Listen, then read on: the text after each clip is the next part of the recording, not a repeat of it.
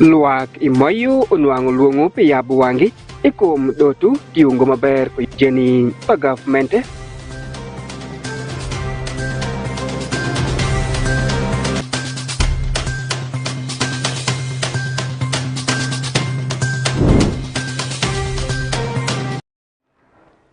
ajo likendo inge nwango welembe madongo nyinga utie ushakapis wekdo makor lemna zamo bino kumaendie to padano iwen gi maduong utieka diengo chinjo tela karachal kodi jodero mukende manwangre kodi district me mayu makun gwacho lemene oda korach magwe do ko makyutim lemoko midaro ko lembene gi cheke chalo yore mi jigo lembene gi gimiyo paro ne lwak dano ni begi shama teraman ni timo lemoko mi pimo yot ko migi karagi chopo kadungo ikit peko man ketungo kwa migi I ariti mito kito makarapol tunyango ikatere Okumu Dominic Ushoko Iwalembe Jutela imoyo shungi bidieng pi ali pato mudokule I district ne inge makago wendanu pirabish utoi district Asia inge kadiremu matungtung pikare manyano munwangre nya kago wendanu matunda bish to ninda shell I district Asia Honorable Alero Tom Aza mute jatela pidano mimoyo mayuretu I ot mokushik uwe shunia gidaro pininiang nya pul padano uto pikwo kwa maswa maginyango nya makugishide odiat kanwang kony egame kwayo luak dano mikabedu Asia ni nenu nia gishide odiat kaginwangri maberungo piniketu yot komigi ubed maber. And it has been realized that people die because of lifestyle issues. People do not follow advice from medical personnel. They don't follow advice from medical personnel, and as a result, they get what we call non-communicable diseases. People die from cardiovascular diseases. Diseases like, say, pressure, diabetes, hypertension, heart attack, and so on and so forth. This is just because of lifestyle issues. The kind of food people eat. People eat junk food.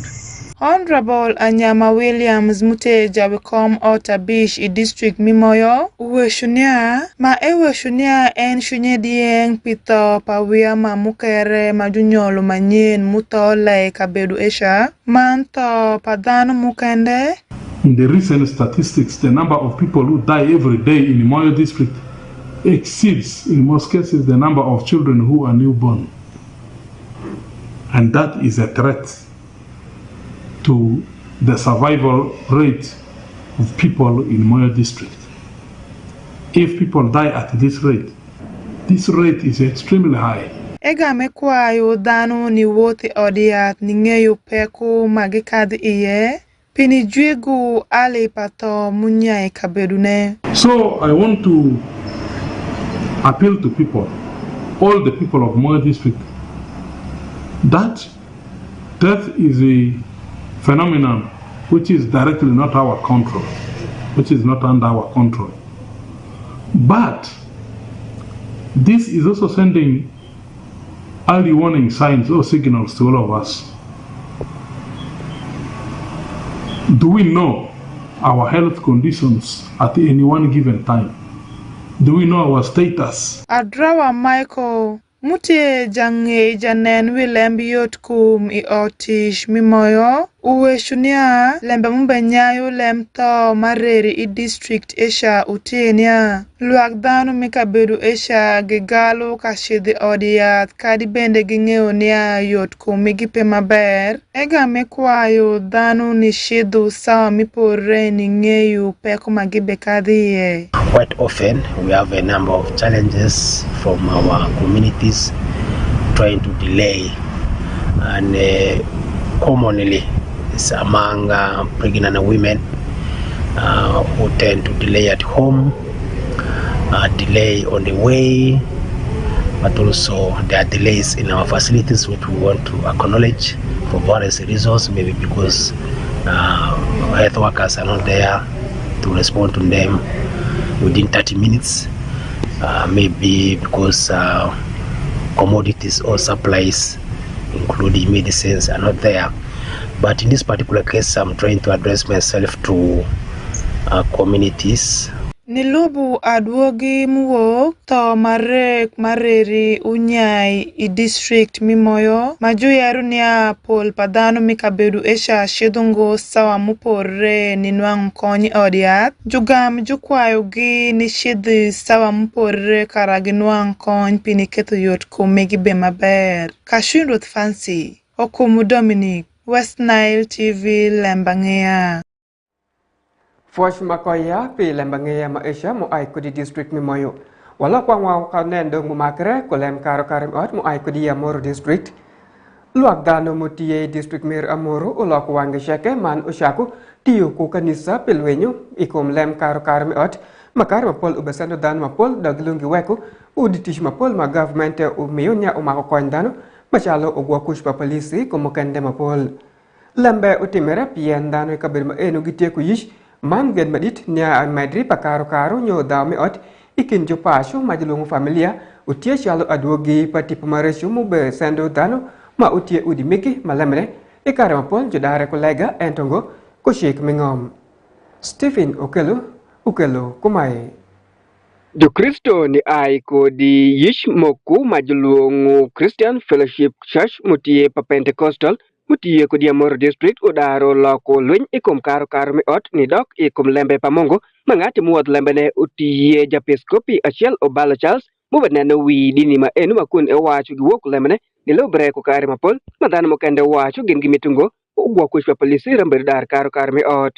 ni lobre ku wesh ma enu luak dan mapol uwad wesh megi makun gi miyo paro megi ikum lembe madano shaku enu manjo mokende wacho perango magi bete mukitle makumenu gen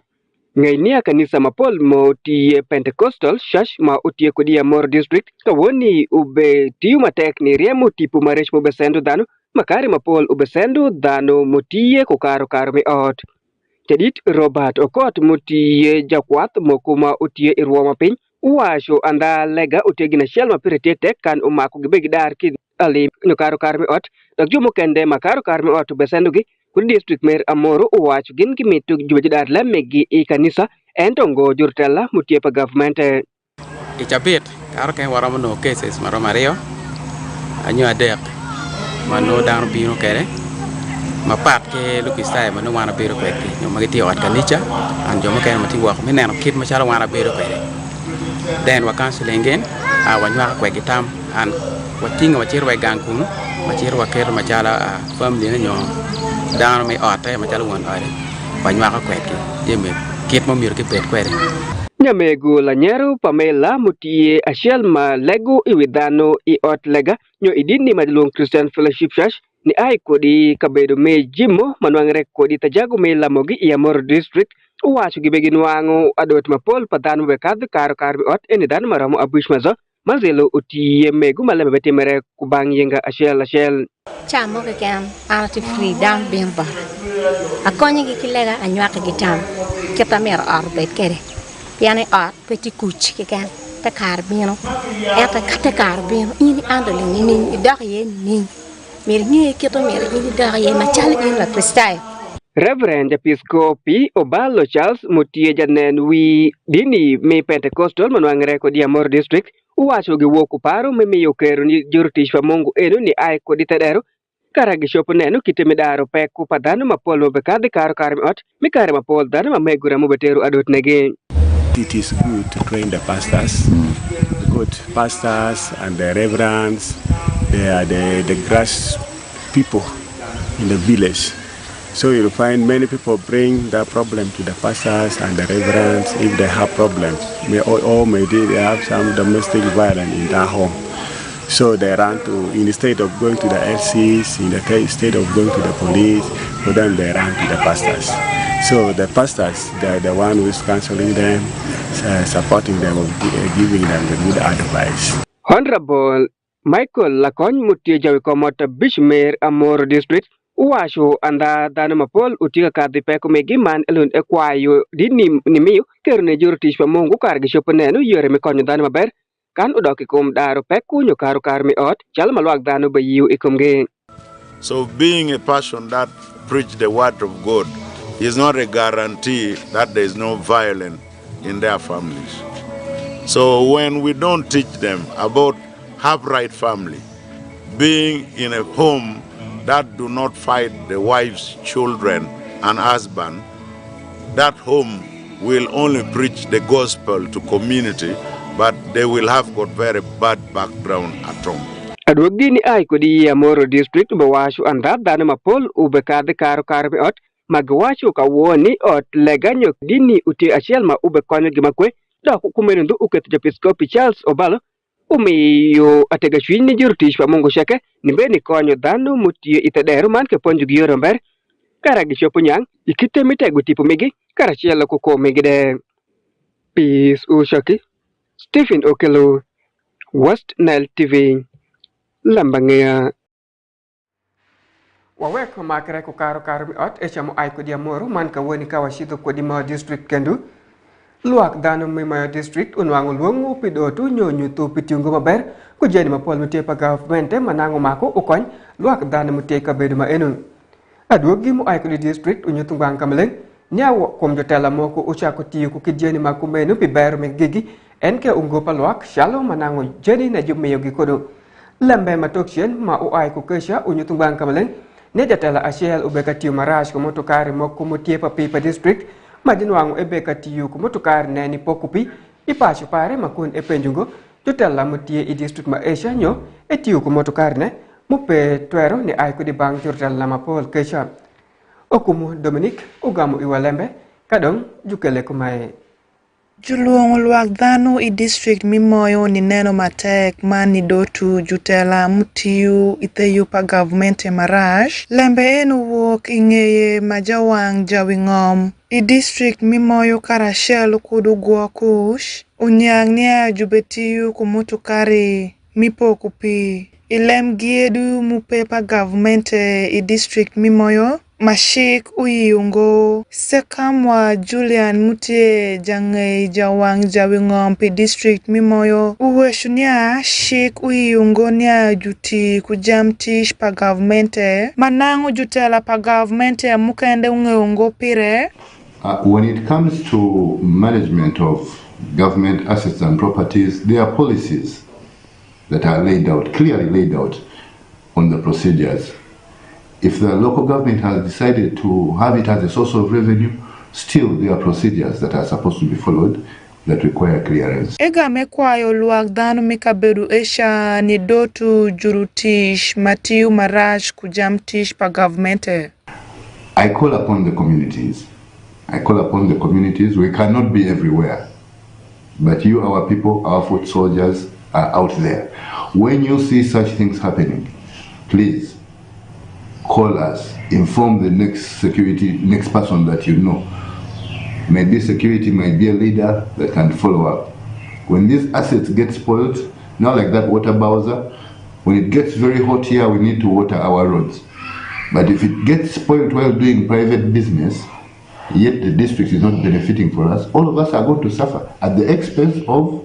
one person. Ongiertho Jeska mute janen wijurutish pa governmente otish mimoyo district uweshunia jutiyu anda kujamtish pa governmente majutela mukende ungeungo pire ega mekwayo jutela nikethu jutela pa governmente mukende ungei kagimitutiyu kujamtish pa governmente. True, our water bowser was found on the site and it had not followed the right procedure for it to go out. Normally, if somebody wants to use it, they request it, whether for funeral, for functions, and most times we have given it out on request. The person writes, the cow approves. Of course, even if I'm not there, there is always somebody in office who sits in. So, yeah. But normally for private sites, we normally don't give. But if the need or the cow